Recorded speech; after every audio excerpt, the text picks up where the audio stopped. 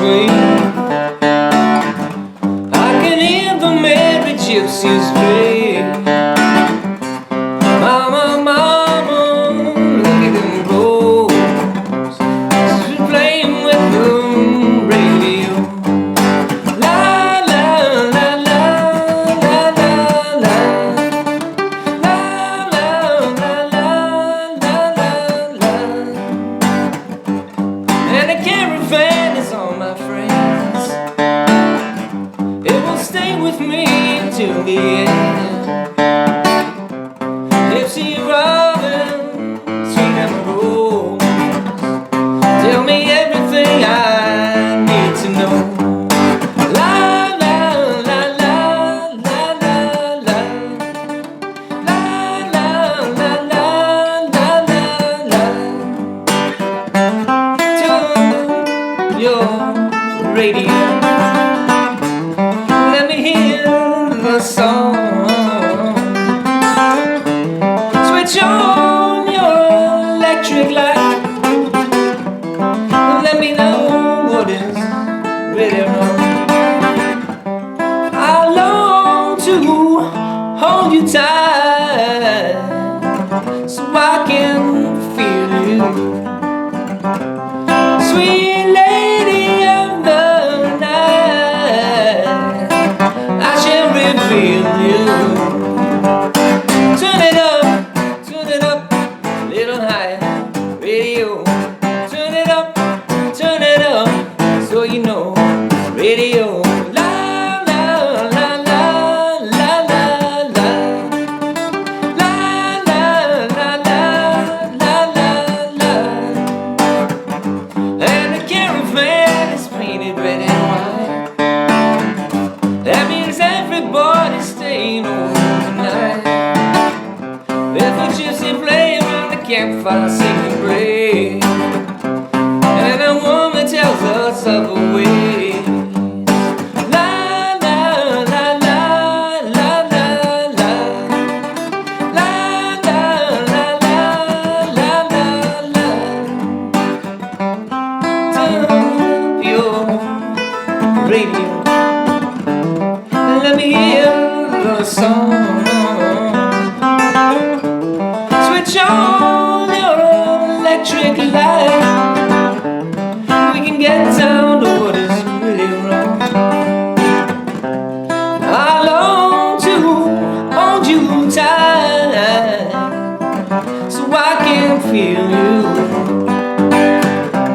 Sweet lady of the night, I shall reveal you, if you will. Turn it up, little higher, radio. Turn it up, that's enough, so you know it's got soul. Radio, turn it up. La la la la la la la la la la la la la la. La la la la la la la la la la la la la la. La la la la la la la la la la la.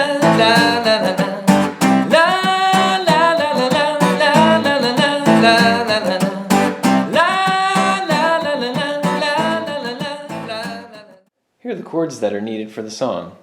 A G bar chord on the 3rd, E minor, open position, C, open position, C on the 3rd, D in the open position, B minor on the 2nd, A minor open, and an A minor on the 5th.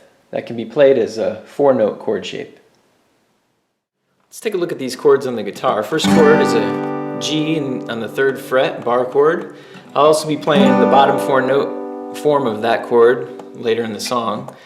E minor, open position, C in the open position, C on the 3rd as well, D open, B minor on the 2nd, there's an A minor open, and then A minor on the 5th. I'll be playing like this, like a bottom 4-note version of this chord. And that's all the chords that are needed. Here's how I play the lead-in notes in the beginning of the song. And the caravan is on its way. With that is you start off in the 9th fret of the 4th string, down to the 7th fret, down to the 5th fret, 7th fret, 5th string, 5th fret, 5th string, and then you're ready to go right into the G. So it sounds like. And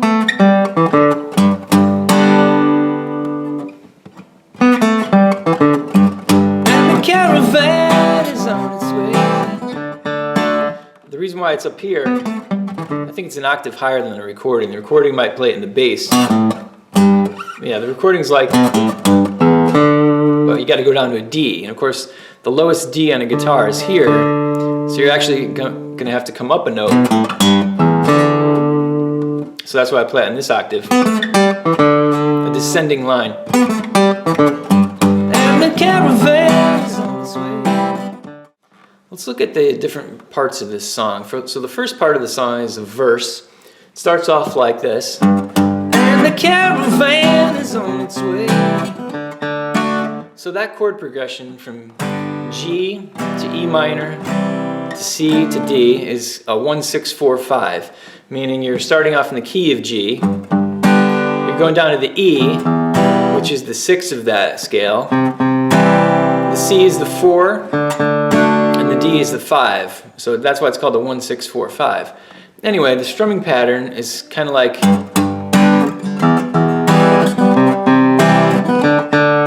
So what I'm doing there is I'm hitting 2 bass notes followed by a full chord. 2 bass notes followed by a full chord. Same thing on the C, same thing on the D. So that's the strumming pattern for the first 2 lines of all the verse sections. And that's how it starts off.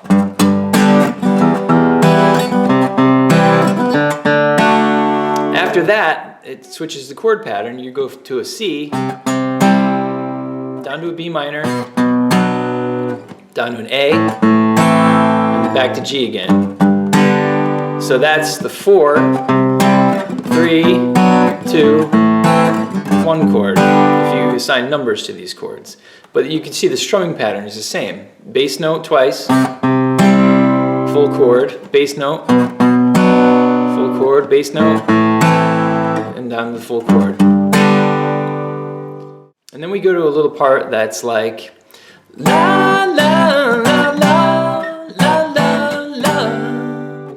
So that part is G, C, B minor, C, B minor, A minor, back to G.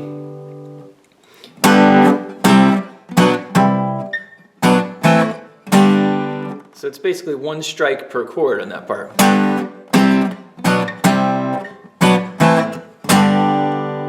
You just got to get that timing down. You learn that by listening to it. Let's take a look at the instrumentation that's played in that middle section that's like, turn up your radio. That part. There's a lot of guitar happening there that you can play and add a lot of variations to the chords. So the basic chords that start off are C, B minor, A minor, G through that section. So it's the same as the other part, but you're going to play these chords in different positions if you want to try to add a little bit more lead to this section rather than just play straight chords. So it starts off kind of like this.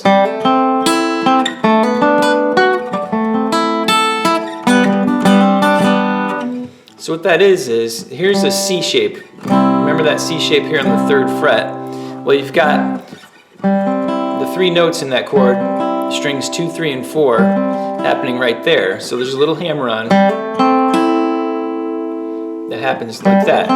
So you're basically taking that C shape, kind of making it into a A minor shape for a second.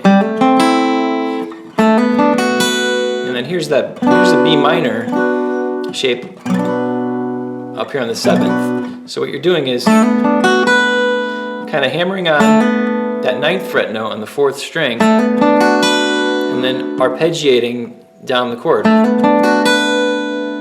And then you go to the A minor here, arpeggiate it,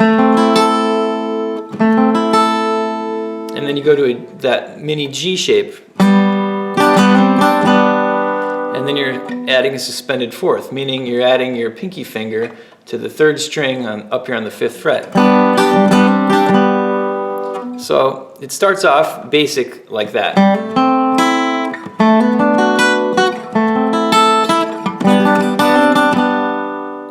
The next little variation that happens is when you go back to the C, you hear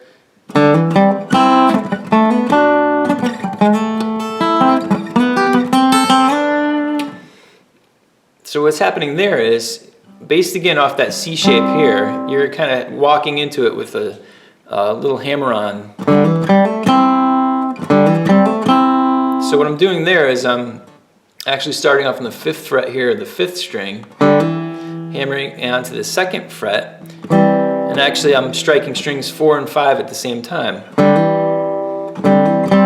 Same pattern there again, a string lower, so I'm like, and then there's that C shape right there, so I'm like,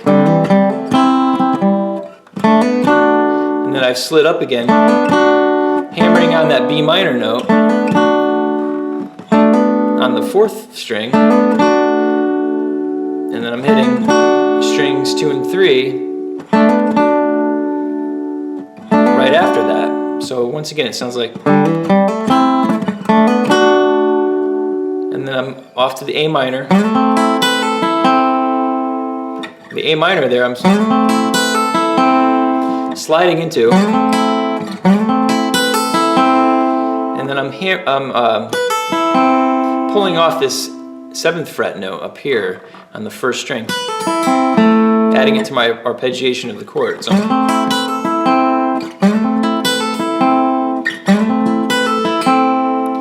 and then you go down to the G, and then you have these little shapes that you can do when the G is happening.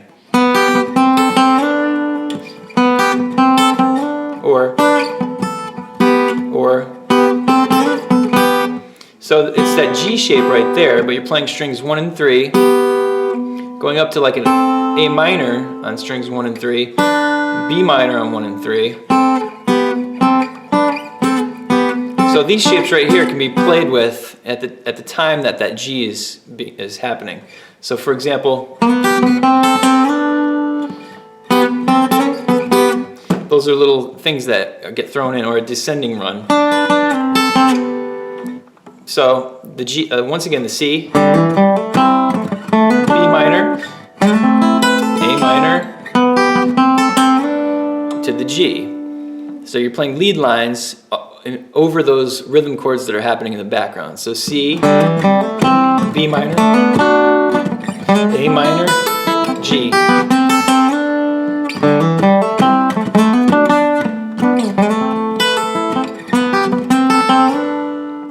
Last part of the song, and there's a part that happens like this in the middle of the song, the strumming pattern goes like this.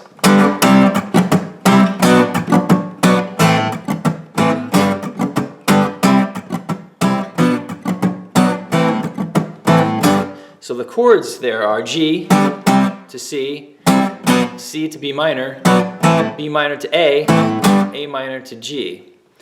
Okay, so once again it's G to C, C to B minor to A minor to G. So it's kind of like a circle. Now the strumming pattern goes like this.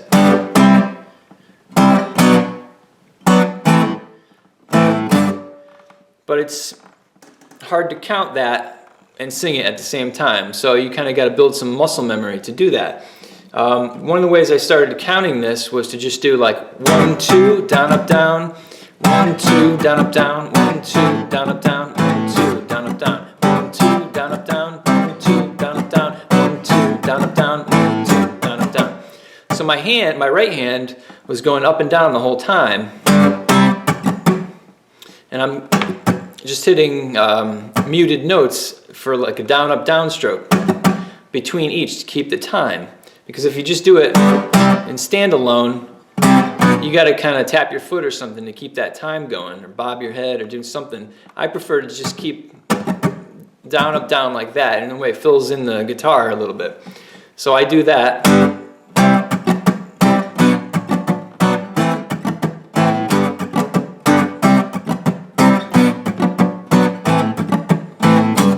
To keep time. So once again it's 1, 2, down, up, down, 1, 2, down, up, down, 1, 2, down, up, down, 1, 2, down, up, down.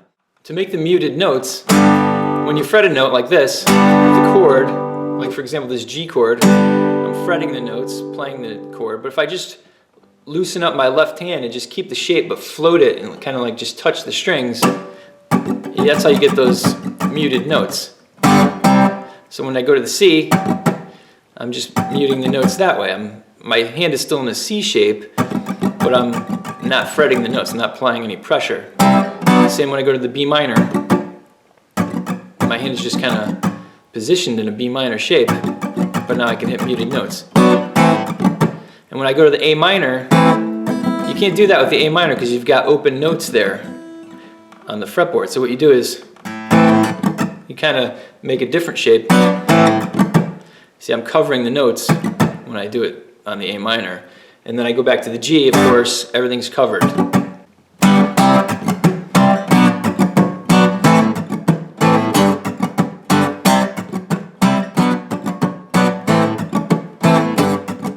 There's a little piano line you can throw in on the part that goes la la la la la la la. That part happens in a piano. What I'm doing is I'm playing a little melody that sounds like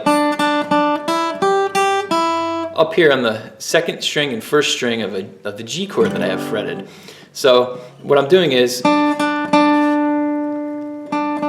hitting that second string note 3 times, adding my pinky finger to the second string on the 5th fret,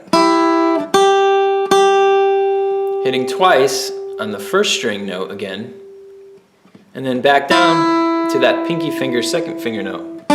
So it sounds like, and then I go back to the G. So it's like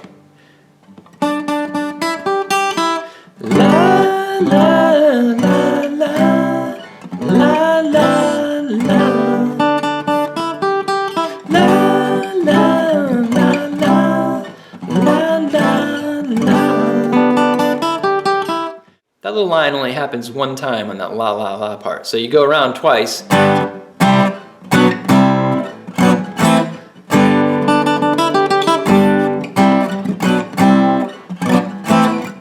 And then you're off to the next verse or line that's coming up.